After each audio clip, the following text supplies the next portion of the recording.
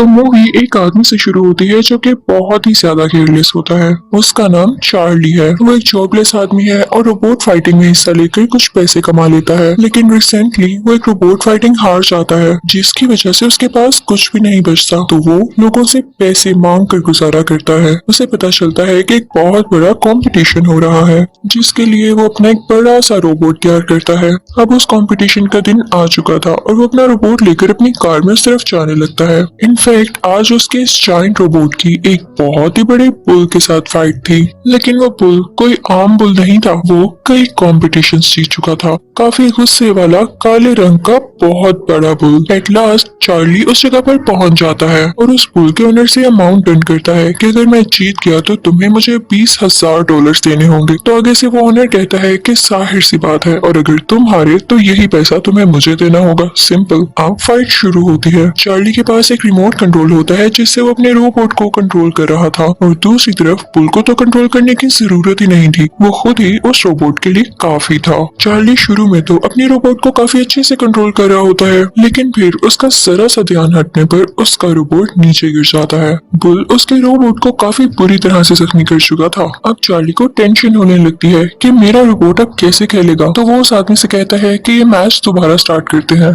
तो वो आदमी कहता है कि ना, अब तुम्हारा रोबोट कूड़े में जाएगा। और यही होता है। उसका इतना जायंट बुल उस रोबोट का कुछ नहीं छोड़ता। वो उसके टुकड़े टुकड़े कर देता है। जाहिर सी बात है, चार्ली अब मैच हार चुका था और उसे वादे के मुताबिक अब $20,000 उसी बुल के ऑनर को देने थे। उसके पास तो जरा भी पैसे नहीं थे। तो वो घबरा जाता है और वहाँ से भागने लगता है। वो एक जगह पर छुप जाता है। तभी वहाँ पर दो लोग आते हैं और उसे बताते हैं कि जिस औरत के साथ तुम 10 साल पहले रहते थे उसकी डेथ हो चुकी है, और अब तुम्हारा एक बेटा भी है जो कि 10 साल का है, और वो अब अकेला है क्योंकि उसकी माँ अब इस दुनिया में नहीं रही। तो उसकी आंट यानी खाला उसे अपने पास रखना चाहती है। अब ये फैसला कोर्ट तुम्हारी इजाजत के बगैर तो नहीं लेने वाली। अब तुम आकर ये बताओ कि क्या तुम्हें अपने बेटे को अपने पास रखना है या तुम अलाउ कर दोगे उसकी आंट को। चार्ली तो पहले ही वहाँ से भागना चाहता था, तो वो फौरन से वहाँ से कोर्ट चला जाता है, जहाँ पर उस बच्चे की आंट कोर्ट में कह रही होती है कि मैं बहुत ज्यादा अमीर हूँ, मैं इस बच्चे का ख्याल अच्छे से रख सकती हूँ, ये जो मांगेगा मैं इसे दूंगी। और फिर वो जाकर चार्ली से रिक्वेस्ट करती है। चार्ली को तो कोई फर्क नहीं पड़ता था कि उसका बेटा जिस मर्सी के पास जाए, क्योंकि वो उससे कभी मिला जो नहीं था और वो इजाजत देने भी वाला था। लेकिन तभी उसे एक आइडिया आता है। वो कहता है कि मैं ऐसे शो करूंगा जैसे मैं अपने बेटे को उसकी आंट के पास नहीं भेजना चाहता, और ऑब्वियसली जितनी वो अमीर है वो मुझे ऑफर तो जरूर करेगी कि इतने पैसों के बदले मुझे ये बच्चा दे दो। जब मुझे ज्यादा सारे पैसे मिल जाएंगे तो मैं अपने बच्चे की इजाजत दे दूंगा। और वो ऐसे ही करता है। उस बच्चे के आंट और अंकल चार्ली के साथ डन करते हैं कि ठीक है, तुम $1,00,000 ले लो, लेकिन अपना बेटा हमें दे दो। चार्ली तो इस बात से बहुत खुश हो जाता है क्योंकि उसे बैठे बिठाए $1,00,000 मिल चुके थे। अब उस बच्चे की आंट चार्ली से कहते हैं, लेकिन हमारे खातिर एक फेवर भी कर देना।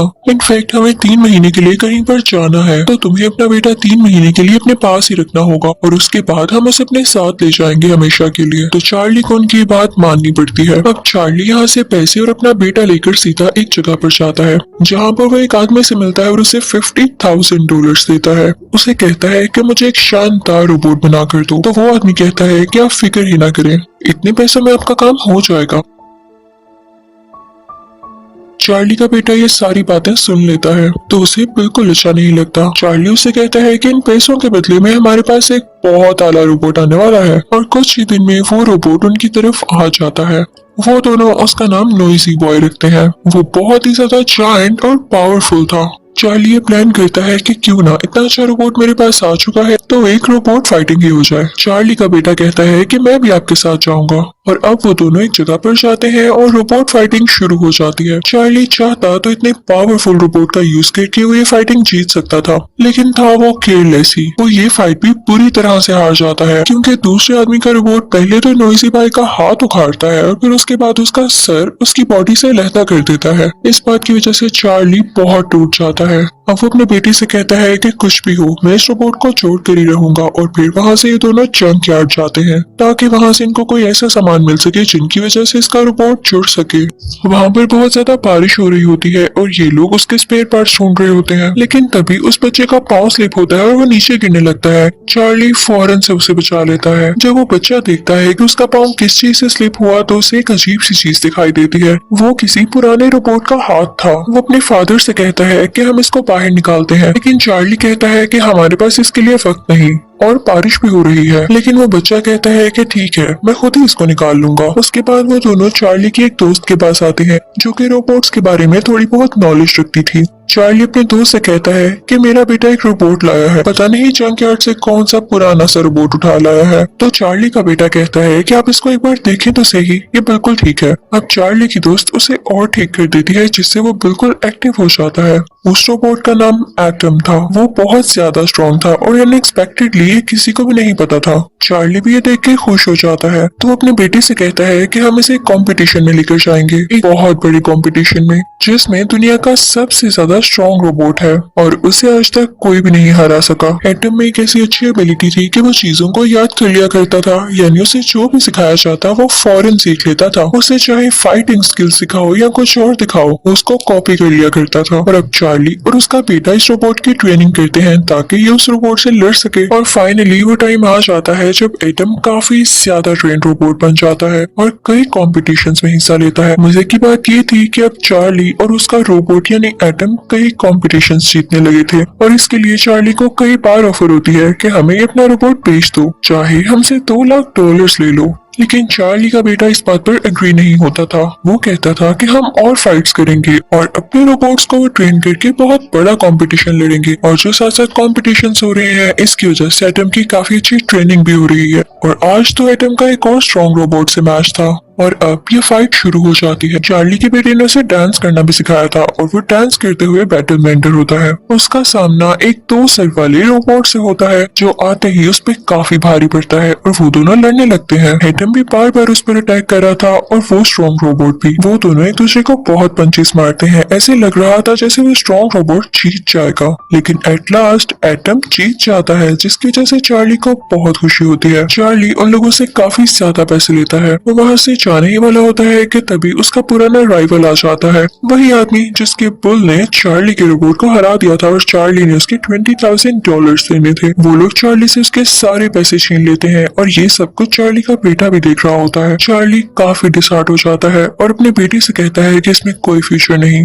मैं तुम्हें नहीं पाल सकता, मेरे पास अब कोई पैसा नहीं बचा। और अब उस बच्चे के आंट और अंकल भी आ चुके थे, तो चार्ली उससे कहता है कि आओ मैं तुम्हें तुम्हारी आंट के पास छोड़ रहा हूँ। तो वो बच्चा कहता है कि नहीं, मुझे आपके साथ रहना है। वो जबरदस्ती अपने बेटे को उसकी आंट को दे देता है और वापिस आ जाता है। उसकी दोस्त उससे पूछती है कि तुम्हारा बेटा कहाँ है, तो वो कहता है कि मैंने दे दिया उसको उसकी आंट को, मुझे ऐसा करना ही था, वैसे भी मैं उसका ठीक से ख्याल नहीं रख पा रहा था। तो उसकी दोस्त कहती है कि चार्ली तुम होश में तो हो, वो तुम्हारा बेटा है, जब वो तुम्हारे साथ रहना चाहता है तो तुम्हें क्या मसला है, तुम फौरन उसके पास वापस जाओ। तो चार्ली को ऐसा करना पड़ता है। चार्ली को एहसास हो चुका था कि उसका बेटा ही था जिसने एटम को इतनी टेक्निक सिखाई। तो वो अपने बेटे के पास जाता है और उससे कहता है कि बेटे हमारा मैच आज ज़ीउस के साथ है, यानी वही स्ट्रॉन्गेस्ट रोबोट जिसको आज तक कोई नहीं हरा सका, और हमें एटम को ट्रेन भी तो करना है। तो उसका बेटा खुशी खुशी उसके साथ आ जाता है और उसकी आंट भी उसे कुछ नहीं कहती, बल्कि वो हैप्पीली इजाजत दे देती है।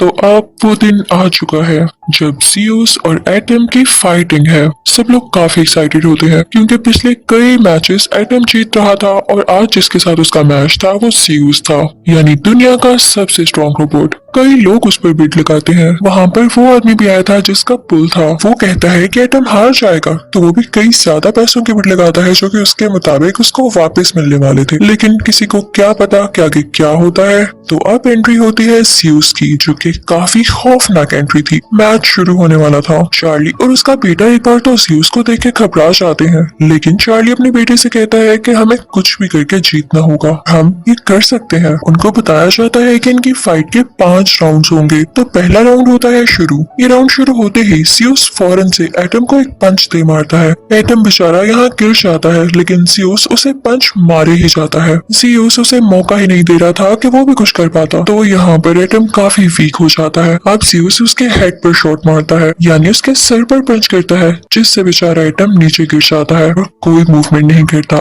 और यहाँ पर पहले राउंड खत्म होने की काउंटिंग स्टार्ट होती है। लेकिन तभी चार्ली का बेटा चिल्लाता है कि उठो एटम, तुम्हें ये करना होगा। और यहाँ पर एटम में मूवमेंट आती है। एटम फौरन से उठता है और सीयूस को एक जोरदार पंच से मारता है। वहाँ बैठी सारी ऑडियंस हैरान हो जाती है क्योंकि आज तक सीयूस को किसी रोबोट ने ऐसा पंच नहीं मारा था। एटम काफी अच्छा फील करता है और वो सीयूस को और पंचेस मारने लगता है, लेकिन सीयूस को तो आ जाता है गुस्सा कि किसी ने मुझे मारा। वो एटम को इतना मारता है कि उसको मौका ही नहीं मिलता उसे मारने का। दोनों एक दूसरे को मार भी रहे होते हैं और एटम खुद को डिफेंड भी कर रहा होता है। और यहाँ पे राउंड 1 का टाइम खत्म हो जाता है। चार्ली आकर एटम को ठीक करता है, उसे कूल डाउन करता है और अब राउंड 2 शुरू हो जाता है। दूसरे राउंड में भी दोनों एक दूसरे से लड़ रहे होते हैं, लेकिन सीयूस इतना ज्यादा स्ट्रॉन्ग था कि उसे कोई असर नहीं हो रहा था एटम के पंचेस से। अब सीयूस उसे दोबारा मारने लगता है और एटम नीचे गिर जाता है, लेकिन लकीली उसी वक्त उठ खड़ा होता है जबकि राउंड का टाइम खत्म होने वाला था। थर्ड राउंड में भी बिल्कुल ऐसे ही होता है। अब फोर्थ राउंड शुरू हो जाता है। एटम रोबोट ने काफी मार खा ली थी, लेकिन चार्ली उसे मुसलसल इनकरेज कर रहा था कि तुम कर सकते हो, और चार्ली का बेटा उससे ज्यादा उसे इनकरेज कर रहा था। तो एटम भी हिम्मत नहीं हारता और सीयूस से लड़ता रहता है। सीयूस एटम को रिंग के कॉर्नर में ले जाता है और उसे इतने पंचेस मारता है कि उसकी बॉडी से धुआं निकलने लगता है और एटम काफी डाउन होता है। इससे पहले कि एटम का सिस्टम खराब हो जाता, बेल बज जाती है और राउंड 4 यहाँ खत्म हो जाता है। चार्ली फौरन वहाँ पर आता है और एटम में कुछ चेंजेस करता है, उसे ठीक करता है। अब 5th राउंड शुरू होने वाला था, लेकिन एटम की हालत ऐसी नहीं थी कि वो लड़ पाता। तो चार्ली का बेटा अपने फादर को एक आइडिया देता है कि हम जानते हैं कि एटम हमारे एक्शंस को कॉपी करता है। अब उसमें तो इतनी हिम्मत नहीं है कि वो खुद से लड़ सके, तो क्यों ना आप उसके पास खड़े होके वैसे ही एक्शंस करें तो वो भी आपको कॉपी करने लगेगा। चार्ली कहता है कि ऐसे कैसे हो सकता है, सारे लोग हैं और वो मुझे नोट करेंगे। तो चार्ली का बेटा कहता है कि आप रिंग से बाहर ही रहिएगा, जैसे बाकी ऑडियंस चेयर अप कर रही होती है आप भी वैसे ही चेयर अप करिएगा, किसी को कोई शक नहीं होता। अब राउंड शुरू होता है, ये फाइनल राउंड था। तो चार्ली भी बस एक्शंस करने लगता है और जैसे उनका प्लान था एटम भी उन्हें कॉपी करने लगता है। राउंड शुरू होते ही सीयूस उस पे काफी अटैक करने लगता है, उसे पंचेस मारने लगता है। शुरू में तो एटम खुद को डिफेंड कर रहा होता है, लेकिन मौका देखते ही वो भी आगे से पंचेस शुरू कर देता है। और अब सीयूस की बैटरी कम होने लगी थी, जिससे वो रुकने लग जाता है, काफी स्लो डाउन हो जाता है। ये देख के चार्ली काफी खुश हो जाता है और कहता है कि अब तो आसानी से मैं इसे हरा सकूंगा। तो वो पंचेस मारना शुरू कर देता है, जिसको कॉपी करते हुए एटम भी उस सीयूस पर पंचेस मारने लगता है। सीयूस का ओनर जब ये देखता है तो वो खुद उसे कंट्रोल करने लगता है। उससे ये बात बर्दाश्त ही नहीं हो रही थी कि सीयूस हार रहा है। दूसरी तरफ चार्ली भी अब काफी कॉन्फिडेंट था। चार्ली काफी ऊंची ऊंची जंप्स लगा रहा होता है, जिसको कॉपी करके एटम भी सीयूस पे काफी ज्यादा अटैक करता है। यहाँ हम पर ये रिवील होता है कि चार्ली एक बहुत अच्छा बॉक्सर था, लेकिन जब से इस दुनिया में रोबोट्स आए तो बॉक्सर्स का करियर बिल्कुल खत्म हो गया। लोगों ने रोबोट फाइटिंग को प्रेफर किया और अब बॉक्सर्स को कोई भी नहीं पूछता था। लेकिन जब चार्ली यहाँ पर इतनी अच्छी फाइट कर रहा होता है तो उसकी दोस्त भी रोने लगती है और उसका बेटा भी काफी इमोशनल हो जाता है, क्योंकि उसे अपने बाप पर फख्र हो रहा था। वो काफी प्राउड फील कर रहा था कि उसके फादर इतने अच्छे बॉक्सर हैं, इतने अच्छे फाइटर हैं। वो हमेशा से अपने फादर को ऐसा ही देखना चाहता था। ऑडियंस चार्ली को और एटम को चेयर अप करने लगती है। चार्ली को अपने करियर की पुरानी यादें आने लगी थी, तो वो काफी दिल से फाइट कर रहा होता है। चार्ली फाइनली एटम के जरिए सीयूस के चिन पर अटैक करता है। ऐसे एक्शन आज तक किसी ने नहीं किया था। ऐसा करने की वजह से सीयूस के सिस्टम में एरर आ जाता है और वो नीचे गिर जाता है मुंह के बल। अब काउंटडाउन शुरू होने लगता है, क्योंकि ये फाइनल राउंड था और अगर सीयूस इस काउंटडाउन के दौरान ना उठता तो फाइनली अब एटम जीत चुका था। लेकिन सीयूस का ऑनर ऐसा होने दे नहीं सकता था, तो वो जैसे तैसे करके उसे दोबारा से खड़ा कर देता है। लेकिन अब एटम को जीतना ही था और उसमें काफी कॉन्फिडेंस आ चुका था। वो सीयूस के उठते ही उसे फिर से पंच मारने लगता है और काफी ज्यादा अटैक करता है, जिससे सीयूस बेचारा फिर से गिर जाता है। सीयूस का ऑनर गुस्से में कंट्रोलर ही तोड़ देता है और अब यहाँ पर सीयूस की बैटरी भी लो थी, यानी कोई चांस नहीं था कि सीयूस दोबारा से उठ खड़ा होता। चार्ली को साफ दिख रहा था कि वो और एटम जीत चुके हैं, तो वो काफी खुश होता है और उसकी दोस्त और उसका बेटा भी उसे काफी अप्रिशिएट करते हैं। अब अनाउंसमेंट होने वाली थी कि असल में विनर कौन है, लेकिन जब अनाउंसमेंट होती है तो सब हैरान रह जाते हैं, क्योंकि उन्होंने सीयूस को विनर बना दिया था। बात भी ठीक थी कि हर राउंड में सीयूस ने ज्यादा अच्छा परफॉर्म किया था, बस आखिरी राउंड में एटम ने उसे हराया। लेकिन इस डिसीजन से कोई भी खुश नहीं होता। ऑडियंस कहते हैं कि आखिरी राउंड में ही तो फाइट का मजा आया, इतनी लाजवाब फाइटिंग और आपने सीयूस को जिता दिया। सारे लोग शोर मचाने लगते हैं। तो जिन लोगों ने अनाउंस किया था कि सीयूस विनर है, वो कहते हैं रुके रुके, पूरी बात तो सुने। सीयूस सिर्फ पॉइंट्स की बेस पर जीता, लेकिन इस फाइट का चैंपियन है एटम। वहाँ पर एटम को चैंपियन का टाइटल दिया जाता है। चार्ली को बहुत सारे पैसे मिलते हैं और काफी ज्यादा अप्रिसिएशन भी। जियो सब खत्म हो चुका था, इसलिए उसे विनर बनाने का कोई फायदा भी न होना था। और सब लोग काफी खुश होने लगते हैं और चार्ली खुशी में अपने बेटे को गले से लगा लेता है। चार्ली का बेटा अपने डैड से कहता है कि मुझे आप पे प्राउड है, और चार्ली भी अपने बेटे से कहता है कि मुझे तुमसे बहुत प्यार है। मुझे जो पैसे मिले हैं मैं तुम्हारी आंट को वापस करके तुम्हें अपने पास ले आऊंगा। मैं अब तुम्हें दूर नहीं जाने दूंगा। तो चार्ली का बेटा कहता है कि मुझे भी आप जैसा बनना है। और यहाँ पर ये मूवी हैप्पीली एंड हो जाती है। Thank you so much for watching.